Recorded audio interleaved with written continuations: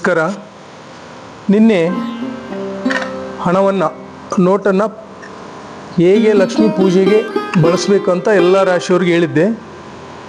ಈ ದಿನ ಆ ನೋಟನ್ನು ಹೀಗೆ ಮಡಚಿದ ನಂತರ, ಇದರಲ್ಲಿಟ್ಟು ಮಡಚಿದ ನಂತರ ಈ ನೋಟುಗಳನ್ನು ಹೀಗೆ ಈ ತೆರನಾಗಿ ನಿಮ್ಮ ಮನೆಯಲ್ಲಿ ಪಿರಮಿಡ್ಗಳಿದ್ರೆ, ಈ ಥರ ಚಿಕ್ಕ ಚಿಕ್ಕದಾಗಿ ಪಿರಮಿಡ್ ಇದ್ದರೆ ಅದ್ರ ಮೇಲೆ ಇಡಿ, ಅಥವಾ ದೊಡ್ಡ ಪಿರಮಿಡ್ ಇದ್ದರೆ, ಈ ಥರ ಪಿರಮಿಡ್ ಇದ್ದರೆ ಇದರಲ್ಲಿ ಇಡಿ.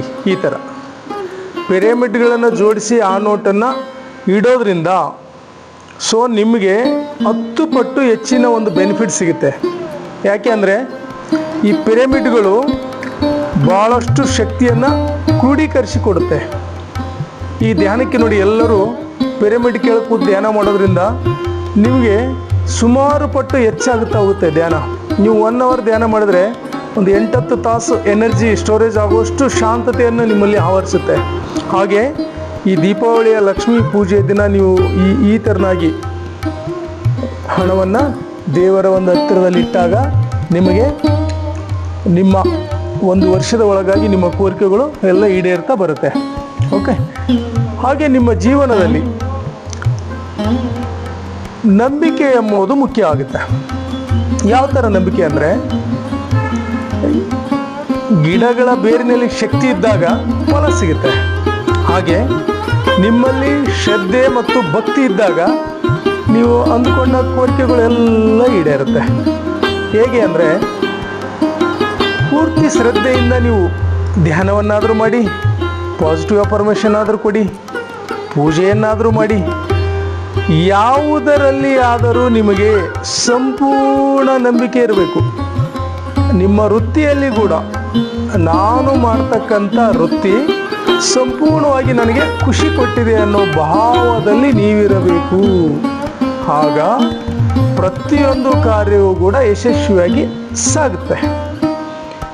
ಧ್ಯಾನದ ಸೂತ್ರದಲ್ಲಿ ನಿಮ್ಮ ನಂಬಿಕೆ ಅಪಾರವಾದ ಶಾಂತತೆಯನ್ನು ದೊರಕಿಸಿಕೊಡುತ್ತೆ.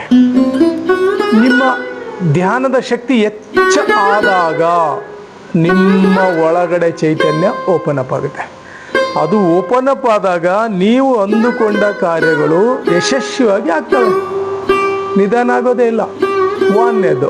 2ನೇದಾಗಿ, ನಿಮ್ಮ ಜಾತಕದ ಸೂತ್ರದಲ್ಲಿ ಯಾರ ಜಾತಕದಲ್ಲಿ ಬುಧ, ಗುರು, ಶುಕ್ರ ಈಗ ದೀಪಾವಳಿಯ ಪಾಡ್ಯದಂದು ನೀವು ಮಾಡ್ತಿರಲ್ಲ, ನಿಮ್ಮ ಜಾತಕದ ದಶೆಗಳು, ಅಂತರ್ದಶೆಗಳು, ಭುಕ್ತಿಗಳಲ್ಲಿ ನೀವಿದ್ದರೆ, ನಿಮ್ಮ ಜಾತಕ ನಡೀತಿದ್ದರೆ ನೀವು ವಿನ್ ಆಗೋದ್ರಲ್ಲಿ ಸಂಶಯವೇ ಇಲ್ಲ. ಯಾಕೆ ಅಂದರೆ ನಿಮ್ಮ ಗ್ರಹಗಳು ನಿಮಗೆ ಹೆಚ್ಚು ಫುಟೇಜನ್ನು ಕೊಡ್ತವೆ.